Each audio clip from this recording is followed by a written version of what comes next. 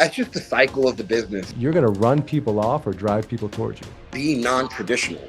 We don't want to be like any other title company. We never did. Adapt or die.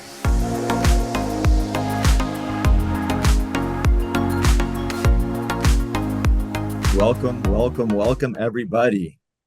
Excited to have this webinar. It's going to be about the NAR settlement. So NAR settlement strategies and navigating the new normal. So this has been pretty big news this year for anybody in the real estate space. It's been, I think, a wild ride for some people, a lot of emotions, a lot of fear, what's going to happen, what's going to change.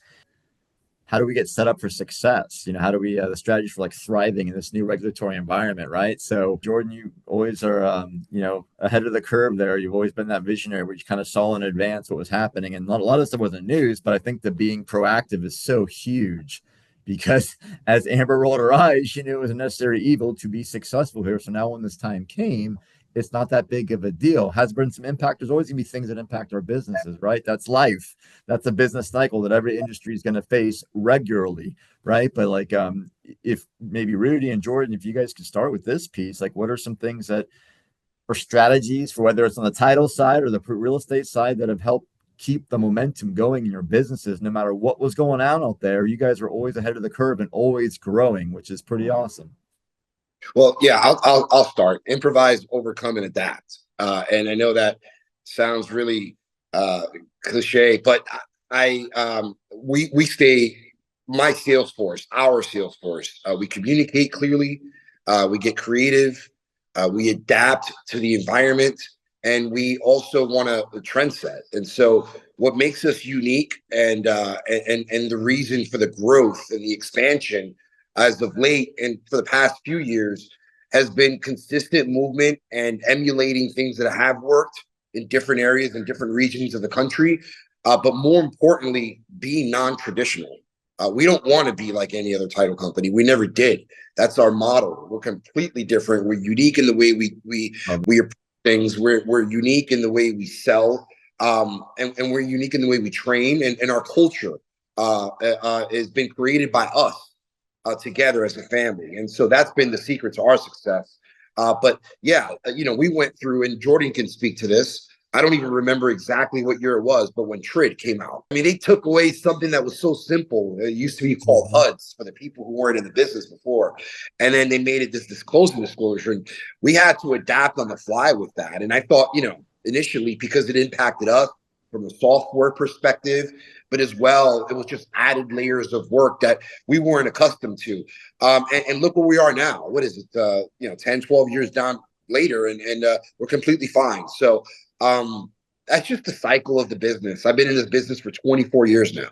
So I've seen a lot of it. Been through some recessions, meltdowns, seen it all. And so I think just staying consistent with the message and understanding that people make the world go around, and adapting to situations and circumstances, you'll be completely fine.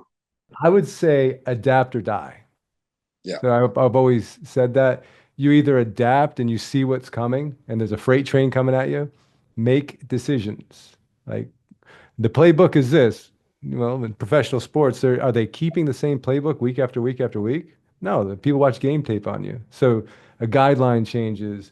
The markets are changing. There's things out of well, it's not my fault. It doesn't matter if it's your fault or not. We have a rule, no excuses. Like it doesn't matter. Or I'm going to do it Kaz's favor. I'm going to do it later today. Like, can't say today. That's illegal. Can't say that because if today's tomorrow's the next day. I'm picking on Kaz. He never says that. And how do you thrive? Like it's literally so easy. Like my wife wakes up and she's clockwork, like the most disciplined that I could be around, right? She's up at 4:30, she's at the gym, we're racing each other to get to the gym. So the people that you have around you, like my kids, they're disciplined, they're ready to roll. You don't have to really say much. At times you do, depending on the younger ones, but you got to set those parameters and just around, because whatever is around you, if you have 2 or 3 people around that give a half-ass effort, right, that are lazy, like, yeah, I don't know if I want to do this, it takes everything out of you. So you could take that to your personal, because that's what drives you. And then you take it to the business. Well, if your personal is so freaking set up and you have your routine set from morning till night, it's if you win every day, Like, don't think about in 3 years. Like, you should have a 1, 3, and 10-year vision. You definitely should. Companies should have it. Personally, you should have that. But if you just really dug deep, every agent, every loan officer, title, it doesn't matter. If you just won that, we're so disciplined, everybody around you, you're going to run people off or drive people towards you. Like, people are going to want to fight to be around you because A, you're organized, you're not cloudy on anything you're doing, you're happy, you're motivated daily of what's going on, you're energetic, and you think clients feel that? They feel I that? want to in for a quick second and say something. Changes, we look at them very opportunistically. So the fact that this happened uh, gave us an opportunity to get in front of more agents and educate them. Right. Mhm. And when you can get in front of people, there's opportunity there. So for us, we don't we adapt to it and look at the opportunity behind it, which gave us the ability and the opportunity. We've had trainings on this consistently for the past few months, and even prior to, our people jumped on this as an opportunity. And I think the same goes for agents as well. They could look at this as an opportunity to get in front of more people, educate, and be the ultimate consummate professional, and gain business that way, do more business because of it. And so for us, it's actually been a blessing. We've done more business because of it.